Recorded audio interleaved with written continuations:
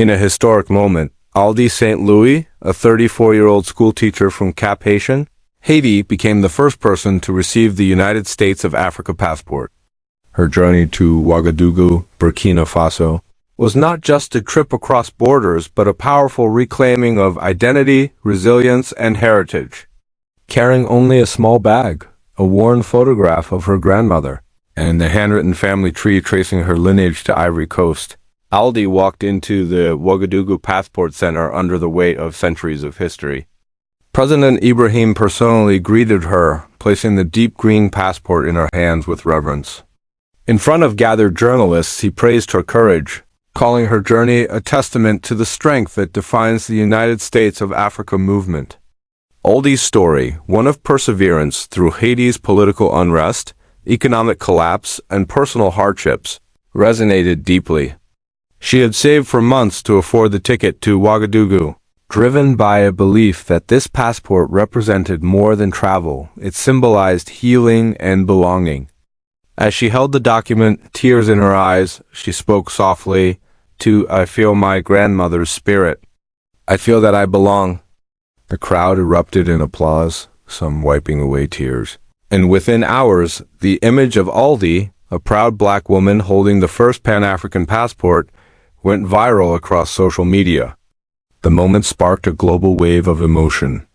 From Africa to the Caribbean and the Americas, people shared stories of their own tears and celebrations. In Port-au-Prince, Haiti, cafes buzzed with locals watching the footage. In Harlem, New York, black families spoke of a sister returning home. WhatsApp groups lit up with African Americans and Caribbeans asking how to apply, what documents were needed, and when they could go. Aldy's story became a beacon, igniting a movement that transcended borders. Yet, during the ceremony, the President issued a sobering update. The overwhelming demand for the passport had flooded the system, with over 4 million applications pouring in. The Ouagadougou Passport Center, designed to handle 1,000 applications daily, was inundated with 50,000 inquiries in just 24 hours. Staff worked tirelessly, sleeping on chairs and floors to keep up. Announced a temporary suspension of new in-person applications, urging applicants to complete documentation and verification through official channels, including the Burkina Faso government website and embassies. He promised a streamlined process soon, but cautioned against traveling to Ouagadougou solely to apply. Aldy, now a symbol of hope, spent the day connecting with fellow applicants, listening to their stories of separation, exile, and aspiration. She told reporters, "People in Jamaica, in Miami, in New York, they are my sisters and brothers. We are one blood. This passport gives us a chance to reunite." Inside the passport office, the work was relentless. Printing machines hummed, verifiers stamped files, and biometric systems recorded fingerprints and iris scans. Lawyers, diaspora groups, NGOs, and ancestry researchers flooded the system with requests. Emphasized patience and unity, warning that rushing recklessly could undermine the moment. Technical teams scrambled to scale servers, hire additional staff, and plan satellite intake centers across Africa and the diaspora. Aldy's passport marked a turning point, not just for her, but for millions dreaming of reconnection. The ripple effect was immediate. In Haiti, Aldy's community erupted in celebration. Her former school held an assembly where students sang African unity chants, and neighbors painted murals of her passport photo. The Haitian Prime Minister issued a statement congratulating her and praising Burkina Faso's leadership. Across the Caribbean, from Jamaica to Barbados, the story dominated airwaves. In Kingston, a TV special titled "Africa Welcomes Her Own" aired in prime time. In Trinidad, steel pan musicians composed a song called "Green Book Home" in Aldy's honor. But the surge in interest strained the system further. Within 48 hours, 3 million online pre-applications crashed government servers. Embassies in Paris, New York, and Havana reported unappointed applicants seeking fast-track processing.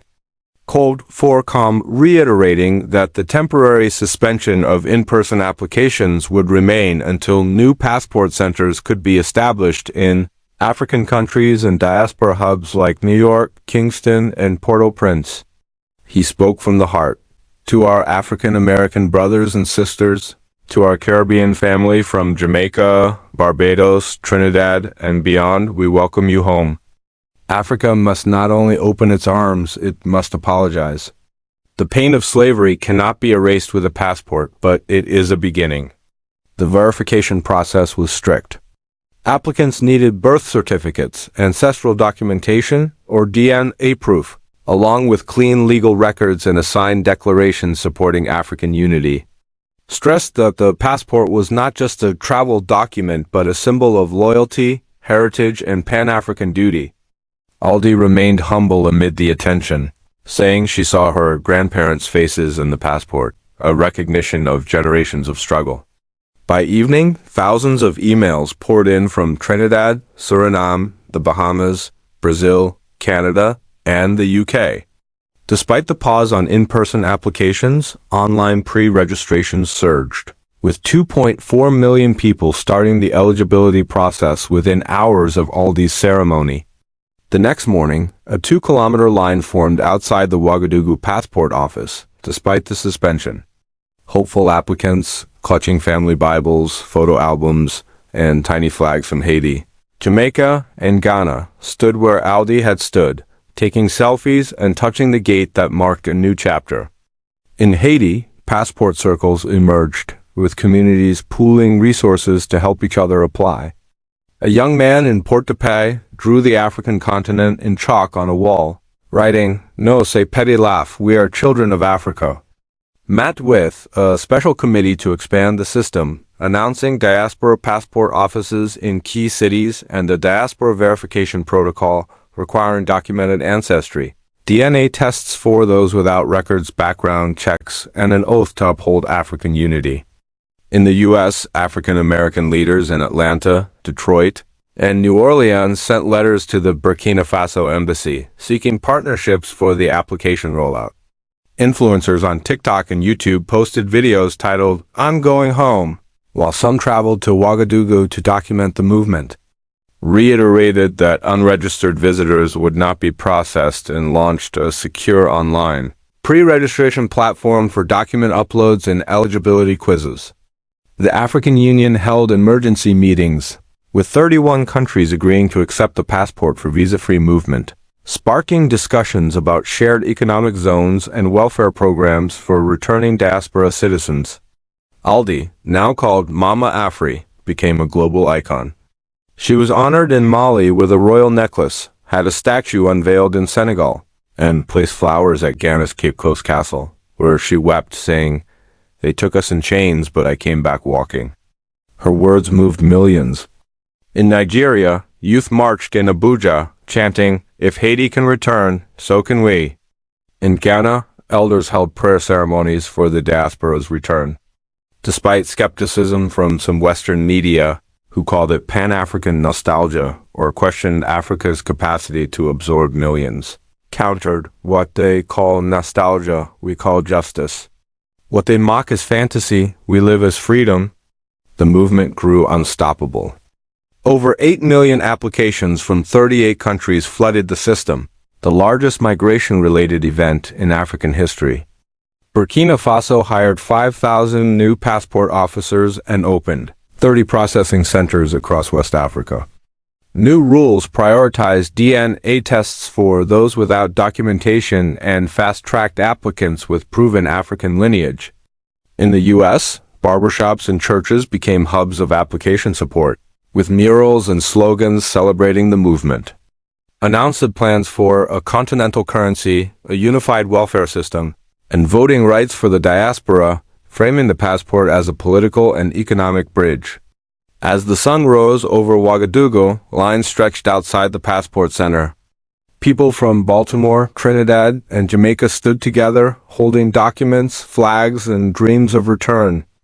Addressed the world to every African American, every Haitian, every soul descended from our continent. Africa is not whole without you. This passport is your inheritance. Aldy, standing beside him, waved to a chanting crowd. At a school in the capital, children called her Kanti Afri, and she told a young girl, "My heart was always here." In an emotional interview, she said, "I came for my grandmother, for Haiti, for millions who dream of a homeland. This time, we will not be pushed away." With 9.3 million applications and counting, the United States of Africa passport was no longer a document, it was a door to a new era of return, unity, and hope.